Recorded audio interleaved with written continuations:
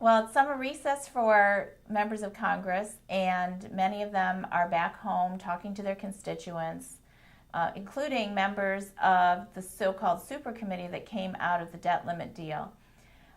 They're back home talking about ideas to reduce the deficit, their hopes for a compromise in the second round when they return to Congress in the fall. And I think everyone in town, everyone in DC who works on fiscal policy is very hopeful that the super committee will accomplish a lot more than members of Congress and the administration accomplished in the first round.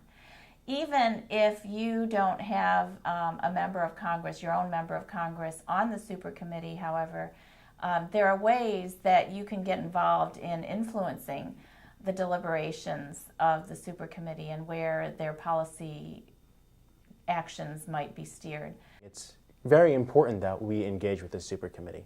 The super committee, it's set up to sort of play off the political debate that's happened so far, but it's not set up to continue bringing in feedback from the American public. And I think that's critically important. I mean, we have to become the 13th member of the super committee, the American public. We have to be able to engage, to let the committee know what we think about these issues, and let them know that we think it's important for them to continue forth in a constructive manner and come up with a good plan that reflects what we expect of them. So on the Concord Coalition website, you can keep track of the debate. We'll be posting updates about what deliberations the super committee is going through, and we can make suggestions as to how you can engage the super committee. There are ways that you can get straight to their websites and you can send your message directly to them, but also using social media. That's been a big way that we've engaged with our members, and that's certainly a way that members of Congress are looking to get the opinions of their constituents. And so going to their Facebook pages and sending messages to their Twitter accounts, these are all very high-profile ways. When you take actions like that, when you communicate with your super committee members and with your own members of Congress in that way, that's a public interaction that the rest of their communities and the rest of your community can participate in. And so that's more important for them to take note of. It's really interesting in the first round of the debt limit talks, the American people got sort of fed up with the behavior of politicians. They labeled them as behaving more like spoiled children than responsible adults.